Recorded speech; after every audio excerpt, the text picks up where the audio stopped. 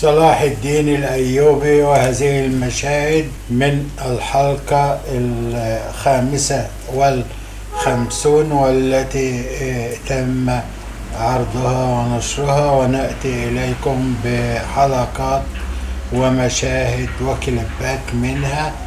ونرى هنا بأن صلاح الدين يتدخل كي يحث بوري وصيرة على الزواج، وهو يتكلم بهذا المفهوم لهما ويشجعهما على أخذ خطوات للمستقبل ولعدم كلام الناس على علاقتهما، وأنهم يخرجون سويا في المعارك ويتقابلون هنا وهناك دون رابط شرعي سليم وأصلي. وصلاح الدين رجل مسلم يحب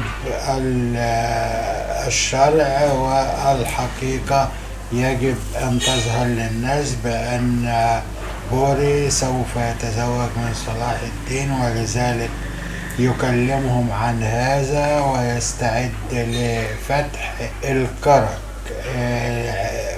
قلعة الكرك أسوارها قوية ومحمية، قد تم الاعتداء على إبلين والسيطرة عليها، وهي الآن في الدولة الأيوبية بقيادة صلاح الدين. أما الكرك فهذه الحلقة سوف نشهد الصراع من أجلها، وأخيرا ينسحب صلاح الدين بخطة منه ويرسل بوري لفتح الكرك، بينما المرأة التي تحب ميلا تركب فرسها وتذهب إليه بمسرعة كي تنبهه، فهي تريد صلاح الدين ولا تريد له الأذية. وإن شاء الله نتابع معكم في حلقات أخرى.